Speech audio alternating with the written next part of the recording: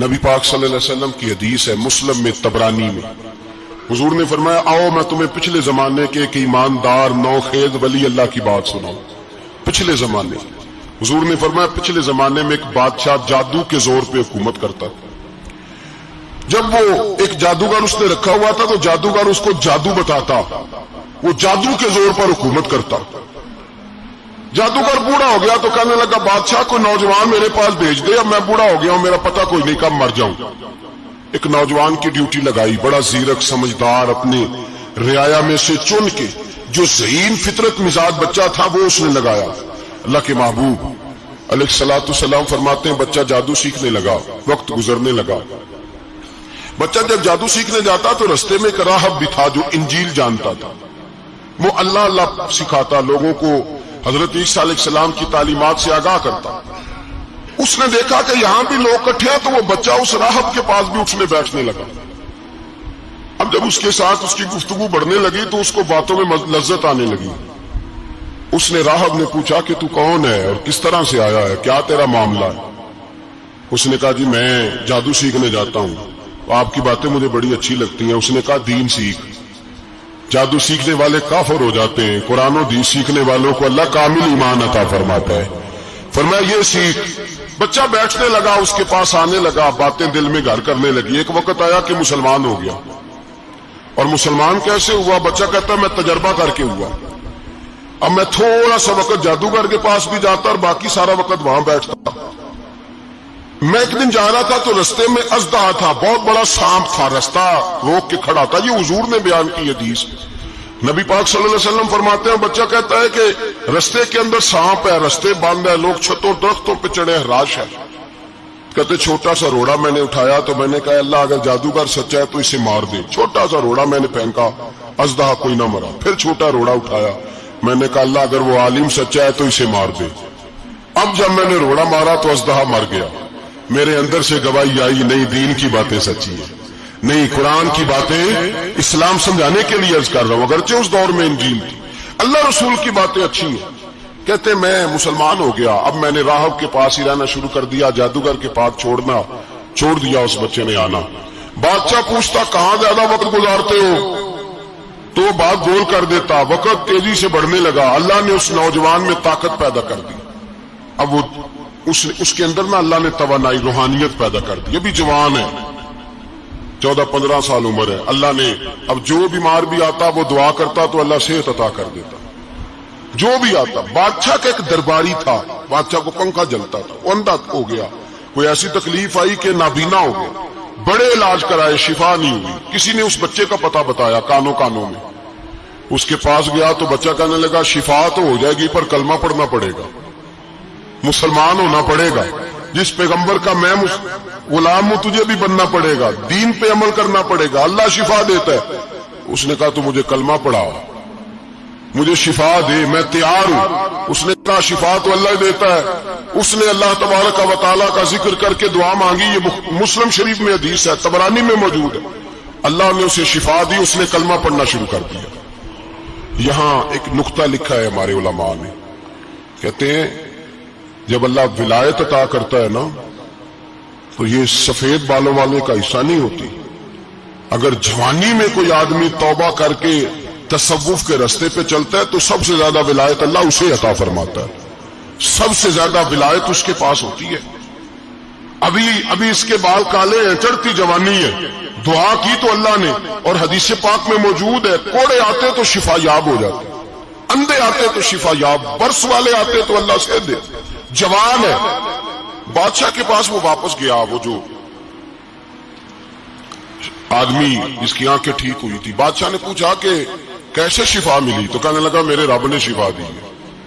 بادشاہ سجدے کراتا تھا، اپنے آپ کو منواتا تھا، معاذ اللہ، کہنے لگا میرے علاوہ کون رب ہے؟ اس نے کہا وہی رب ہے جس نے تجھے پیدا کیا ہے، اور وہی رب ہے جس نے مجھے اندھے کو آنکھیں دی ہیں، وہی ہے میرا مالک۔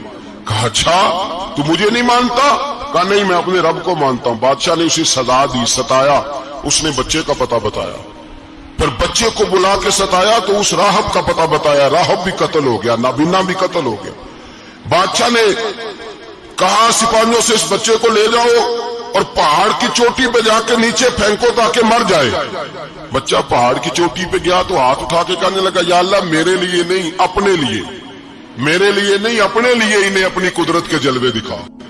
میرے لیے نہیں، اللہ کے بندے اپنی جان بچانے کی دعائیں نہیں مانگتے، اپنے لیے انہیں اپنی قدرت کے جلوے دکھا. یہ دعا مانگی، جتنے لوگ ساتھ آئے تھے وہ سارے زمین پہ گرے اور سب مر گئے، پہاڑ سے گر کے مر گئے. بچہ واپس سیدھا بادشاہ کے پاس کہنے لگا لو بھائی میرے رب نے مجھے بچا لیا ہے.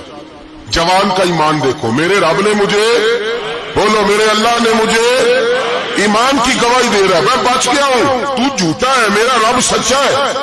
اس نے کہا لے جاؤ اس کو دریا میں، کشتی میں بٹھاؤ، بیچ دریا کے جا کے دھکا دے دو.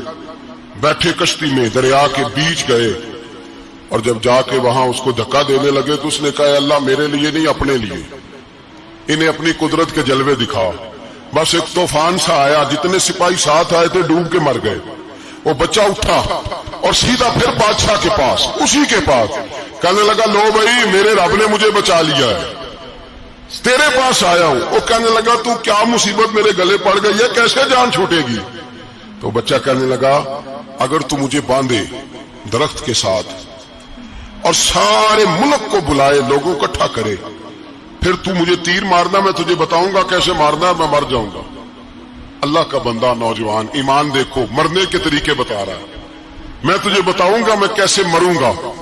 یہ بات کہی، بادشاہ نے سارا مجمع جمع کیا، ملک سارا باہر آ گیا، درخت کے ساتھ باندھ دیا. کہنے لگا بھائی لوگوں یہ مجھے مارنا چاہتا تھا، مار نہیں سکا، اب میں اسے بتانے لگا ہوں کہ میں کیسے مروں گا. اسے کہو جب تیر مارے تو ساتھ میرے رب کا نام بھی لے، میں اپنے رب کے نام پہ جان دوں گا، ایمان کی پختگی میں اللہ کے نام پر جان دوں گا. اسے کہو رب کے نام پہ مارے مر جاؤں گا. بادشاہ نے اللہ کہہ کے تیر مارا، پیشانی میں لگا، بچے کی روح پرواز کر گئی، جتنا مجمع کھڑا تھا سارا کلمہ پڑھ کے مسلمان ہو گئے، سارے مسلمان ہو گئے سارے. میرے رسول پاک سید عالم صلی اللہ علیہ وسلم نے نوجوانوں کو بتایا جب تمہارے اندر ایمان کی قوت آئے گی تو اللہ تمہاری مدد کرے. فرمایا وہ نوخیز ولی تھا، ابھی جوان رانا تھا، ابھی اس کی پیشانی پر جوانی کے آثار تھے، لیکن اس نے اللہ کو راضی کیا، رب کریم کو راضی. ولایت کا مطلب بڑھاپا نہیں، ولایت کا مطلب وہ نہیں کہ جب بڑا لمبا وقت گزر جائے تو پھر آدمی آئے کہ نہیں اب کیا کرنا ہے، اب مسجد ہی ہے، اب تو اس کے علاوہ گزارا ہی کوئی نہیں. تو اس وقت کا آنا اللہ کی بارگاہ میں قبول تو ہے، لیکن شاباشی اسی کو ملتی ہے جو جوانی کا وقت آئے، جو عین اس وقت آئے جو وقت میرے رسول پاک علیہ السلام کے غلام عبداللہ ابن عمر، حضرت عبداللہ ابن عمر رضی اللہ تعالیٰ عنہ فرماتے ہیں کہ میں نکلا، مجھے سفر کے لیے جانا تھا، تو تھوڑی سی کھجوریں، تھوڑا سا سرکہ، ایک شہد کی بوتل، چیزیں میں نے سفر کے لیے ساتھ رکھ لی. میں جب مدینے سے باہر صحرا میں نکلا نا تو رمضان نہیں تھا، غیر رمضان تھا. میں نے ایک نوجوان کو دیکھا بکریاں چرا رہا، بکریاں چرا رہا. اے جوان، آپ فرماتے ہیں اس کا چہرہ بڑا نورانیت والا، گرد پڑی ہوئی پر بڑا حسین. فرماتے ہیں میں نے اس کو کہا کہ آ جاؤ کھانا کھا لو، روزے بھی نہیں تھے. کہنے لگا نہیں میں نے روزہ رکھا ہوا ہے. فرماتے ہیں میں نے کہا پتہ کروں کہ نیرا نیک ہی ہے کہ پرہیزگار بھی ہے. نیک وہ ہوتا ہے جو نماز پڑھے روزہ رکھے، پرہیزگار وہ ہوتا ہے جو گناہ سے بچے، وہ پرہیزگار ہوتا ہے. کہا پتہ کروں پرہیزگار بھی ہے کہ نہیں. کہتے میں قریب گیا تو میں نے جا کے اس کو کہا بھائی تیری بکریاں بڑی پیاری ہیں، میرا دل کرتا ہے کہ بکری مجھے دے دو. کہتے وہ جوان، غربت بھی، پریشانی بھی، پر دامان توکل کی یہ خوبی ہے کہ اس پر پیبند لگے ہوتے ہیں، دھبے نہیں ہوتے. غربت ہے. کہا جناب ایک بکری دے دو. آنے لگا جناب بکریاں میری نہیں، بکریوں کا مالک کوئی اور ہے. کہتے میں نے آزمانے کے لیے کہا کہ بکریوں کے مالک کو کہنا ایک بکری بھیڑیا لے گیا ہے، کہہ دینا بھیڑیا لے گیا ہے. تو کہتے اس نے میری طرف دیکھا، گرد سے اس کے بال لٹے ہوئے، آنکھوں میں روشنی، چہرے پہ اطمینان، لب و لہجے میں ایمان کی طاقت. نوجوان کہنے لگا حضور بکریوں کے مالک کو تو کہہ دوں گا بھیڑیا لے گیا ہے، جب عرش کا مالک پوچھے گا تو کیا جواب دوں گا، اللہ کو کیا جواب دوں گا. کہتے ہیں میں کانپنے لگا اس کی بات سن کے. واپس آیا، جو کام نکلا تھا وہ چھوڑا، واپس لوٹ آیا. میں نے پتا کیا کس کا غلام ہے، پتا چلا فلاں آدمی کا ہے. کہتے میں نے پہلے غلام خریدا، پھر پتا کیا تیرے پاس بکریاں کتنی ہیں، اس نے کہا 400. کہتے میں نے مالک سے ساری بکریاں خریدی، پھر غلام کو بلایا، फिर वो बकरियां तोहफे में दी, तोहफे में कहने लगा हुजूर